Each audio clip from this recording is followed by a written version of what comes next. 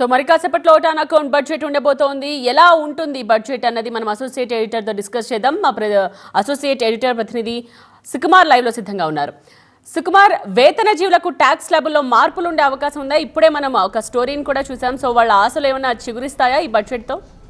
Expectations చాలా ఎక్కువ ఉన్నాయి. ముఖ్యంగా 5 లక్షల నుండి 8 లక్షల వరకు కూడా స్లాబ్ని పెంచాలి అని చెప్పి రిప్రజెంటేషన్స్ వచ్చాయి. అదేవిధంగా 15 lakhs స్లాబ్లో ఎవరైతే ఉన్నారో, 15 లక్షల స్లాబ్లో ఎవరైతే ఉన్నారో వాళ్ళు కూడా 20 lakhs వరకు పెంచాలి అని చెప్పి రిక్వెస్ట్ చేస్తున్నారు. కాకపోతే ఇది ఓటాన్ అకౌంట్ బడ్జెట్ కాబట్టి ఇది ఎలక్షన్ బడ్జెట్గా మారే అవకాశం ఉందా లేదా అనేది మరో 20 నిమిషాల్లో తెలిసిపోబోతుంది.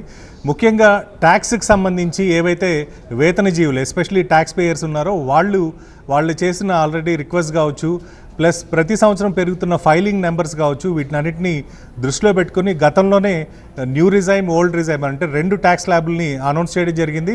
కానీ ఈ బడ్జెట్లో వెసులుబాటు ఉన్నప్పటికీ కూడా ట్యాక్స్ పేయర్స్ ఎవరైతే ఉన్నారో, ఇన్కమ్ ట్యాక్స్ పేయర్స్ ఎవరైతే ఉన్నారో వాళ్ళకి ఈ థ్రెషోల్డ్ లిమిట్ని పెంచే అవకాశం ఉందా లేదా అనేది మాత్రం ఒక పెద్ద క్వశ్చన్ మార్క్ కిందనే మనకు కనిపిస్తుంది అనుకోవచ్చు. అదేవిధంగా మిగిలిన విషయాలకు వస్తే అంటే అటు ఫర్టిలైజర్ సబ్సిడీ కావచ్చు, పిఎం కిసాన్కి కేటాయింపులు కావచ్చు, నారీ శక్తికి సంబంధించిన స్కీమ్స్ కావచ్చు, వీటన్నిటికీ బడ్జెట్ పెంచుకునే అవకాశం కూడా ఈ బడ్జెట్లో మనకి ప్రవేశపెట్టబోయే బడ్జెట్లో ఉంది. కాబట్టి ఆ దిశగా బీజేపీ ప్రభుత్వం నిర్మలా సీతారామన్ డెసిషన్ తీసుకుంటారా లేదా అనేది కూడా మనం వేచి చూడాల్సిందే ముఖ్యంగా అని.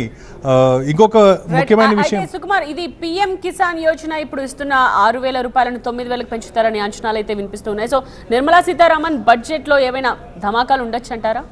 ముఖ్యంగా 2019 నుండి కంటిన్యూస్గా ఫార్మర్స్కి సంబంధించిన స్కీమ్స్ ఏవైతే ఉన్నాయో వాటిని ప్రతి బడ్జెట్లో కూడా పెట్టడం, కేటాయింపులు పెంచుకుంటూ పోతుండడం మనం గమనించవచ్చు.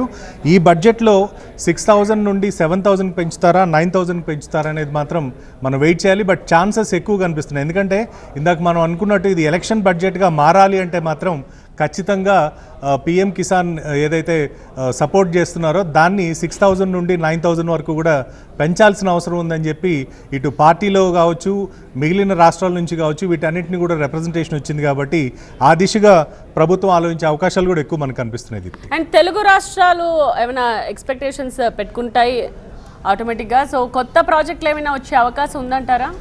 ముఖ్యంగా రైల్వే బడ్జెట్ కూడా మనకి ఈ బడ్జెట్లో కలిసి ఉంది. కాబట్టి రైల్వేకి సంబంధించిన కేటాయింపులు ఈ 2 తెలుగు రాష్ట్రాలకి స్పెషల్గా కేటాయించే అవకాశం ఉంది. ఇంకొక వైపు ఏంటంటే గత బడ్జెట్లో అనౌన్స్ చేసిన ఎడ్యుకేషన్ సెక్టార్కి సంబంధించిన ప్రాజెక్ట్స్ ఏవైతే ఉన్నాయో వాటికి కేటాయింపులు పెంచడం గతంలో కూడా మనం చాలాసార్లు చూసాం. లాస్ట్ బడ్జెట్లో కూడా అనౌన్స్ చేశారు కానీ బడ్జెట్ కేటాయింపు జరగలేదు. కాబట్టి దానికి సంబంధించిన బడ్జెట్ అంటే యూనివర్సిటీస్ విషయంలో కావచ్చు, ఇలాంటి వాటిల్లో కేటాయింపులు ఖచ్చితంగా పెంచే అవకాశం ఇటు కనిపిస్తుంది. మరోవైపు ఏంటంటే సౌత్ ఇండియాలో ఎస్పెషలీ తెలంగాణ మీద ఎక్కువ ఫోకస్ ఉండే ఛాన్సెస్ కూడా మనకు కనిపిస్తున్నాయి. ఎందుకంటే ఇక్కడ బీజేపీకి ఆల్రెడీ ప్రెజెన్స్ ఉంది. బీజేపీ ఈ ఎంపీ ఎలక్షన్స్లో కూడా పార్టిసిపేట్ చేసి కొద్దిగా గట్టిగా టఫ్ ఫైట్ ఇవ్వాలనే ప్రయత్నం చేస్తుంది. కాబట్టి తెలంగాణకు సంబంధించి ఎక్కువగా అనౌన్స్మెంట్ ఉండే అవకాశాలు కనిపిస్తున్నాయి. దీప్తి, సుకుమార్, ఓటాన్ అకౌంట్ బడ్జెట్ని ఓవరాల్గా ఎలా చూడొచ్చు అంటారు? ఎవరికి అనుకూలంగా ఉండొచ్చు అనుకుంటున్నారు? ముఖ్యంగా కామన్ మ్యాన్కి సంబంధించి ఎలక్షన్ బడ్జెట్ కాబట్టి ఖచ్చితంగా మనకి కామన్ మ్యాన్ ఓరియంటెడ్గా ఈ బడ్జెట్ ఉండే అవకాశం కనిపిస్తుంది. మరోవైపు ఎంప్లాయీస్ ఎవరైతే ట్యాక్స్ పేయర్స్ ఉన్నారో, ఇన్కమ్ ట్యాక్స్ పేయర్స్ ఉన్నారో వాళ్ళకు కూడా కొద్దిగా వెసులుబాటు కల్పించే అవకాశం ఉందా, లేకపోతే గతంలో 2 ట్యాక్స్ రిజైమ్స్ ఇచ్చినట్టు మరో ట్యాక్స్ రిజైమ్ ఏదైనా ఒకటి కొత్తగా క్రియేట్ చేసి 3 స్కీములు పెడతారా, ఆర్ఎల్స్ ఆల్రెడీ పాతది ఏదైతే ఉందో దాన్ని స్క్రాప్ చేసి మరో ట్యాక్స్ ల్యాబ్ని తీసుకొస్తారనేది మాత్రం వెయిట్ చేసి చూడాలి. నారీ శక్తి అంటే ఎస్పెషలీ ఉమెన్ ఎంపవర్మెంట్కి సంబంధించి ఈ బడ్జెట్లో కేటాయింపులు ఎక్కువ ఉండే అవకాశం ఉంది. అదేవిధంగా రైతులకు సంబంధించిన కేటాయింపులు కూడా ఎక్కువ ఉండే ఛాన్సెస్ కనిపిస్తున్నాయి. బట్ ఏదేమైనప్పటికీ కూడా ఫిజికల్ డెఫిషియెంట్కి సంబంధించిన నెంబర్స్ ఏవైతే ఉన్నాయో ఇప్పటివరకు కన్సిస్టెంట్గా మనకి 5.9% ఏదేదో గత 5 సంవత్సరాల నుంచి ఉందో దాన్ని తగ్గించే దృష్టితోటి కామన్ వెల్ఫేర్ స్కీమ్స్ ఏవైతే ఉన్నాయో వాటిని ఎన్హాన్స్ చేసే అవకాశాలు అంటే బ్యాలెన్స్ చేసే ఛాన్సెస్ మనకి ఎక్కువగా కనిపిస్తున్నాయి. నేత్ర, రైట్ సుకుమార్. సో చిన్న బడ్జెట్